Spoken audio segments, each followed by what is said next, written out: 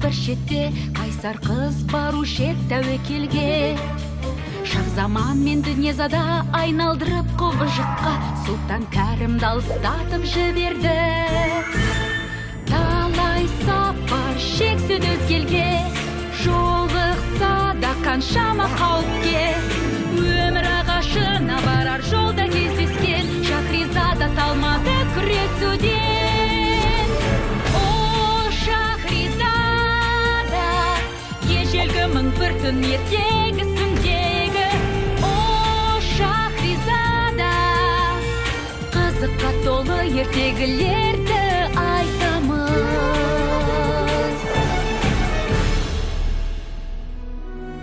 Аладдиннің шамында Зумруд атты әсем дауысты жын өмір сүретініне көзіміз жетті. Сәлем, мен Зумрудпын. Ол бізге өмір ағашы жайлы маңызды мәлімет берді. Жанкешті ханзада Ахметтің мәңгі ұйқыдан оянуына көмектескен соң, ол бізге таңғаларлық бір әңгіме айтып берді. Дегенімен, біз өмір ағашының бар екендігін және оны бақбақ аралынан табуға болатынын білдік. Аладдин мен ханшайым. Біз мұндамыз, яғни құрлықта, ал бақбақ аралы мыналардың бірі. Сонда қайсы? Оны білмеймін. Ана таңбаларды әлі түсінбей отырмын. Алайда бұл 200-ші мәселе, бастапқы 199-ші мәселенің бәрі мына жерде, дауылды тосқауылда.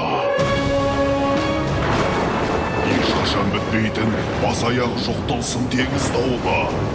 Бұл дауылды тосқауылдан қалай өтуге болатынын баяндап берер жан жоқ, өйткені ешкім тірі қайтқан емес. Тірі қайтқан ешкім жоқ па? Жоқ. Ахмет ханзададан басқа ешкім оралмаған. Дұрыс. Ал ол болса қалай өткеннен бейхабар. Ол қасындағы нөкерлерінен, кемесінен айырылып, шала жансар күйінде оралды. Бір жақсысы, басқалармен салыстырғанда сенің мүмкіншілігің зор емес пе? Қайдағы мүмкіншілік? Бұл жайлы білетін шығарсың деп үміттеніп ем. Сен осы жолы біз үшін бәрін есіңе сақтай алдым деп ойласаң қайтеді. Жақсы, әрине сендер үшін. Қазір ойланып көрейін. Айтсаңшы енді, Халил. Білмеймін. Сол дауылды тосқауылды жасаған сенің әкең Харун Халид шығар деп ойлағам. Немене? Әкем жұрттың ол аралға теңіз арқылы өтуіне не үшін тосқауыл қойды екен? Ол тосқауылды аралға ешкім бір алмасын деп жасаған жоқ. Оның басқа бір себебі бар. Қара сиқырдан сақтау, оны бері қарай жібермеу. Халил,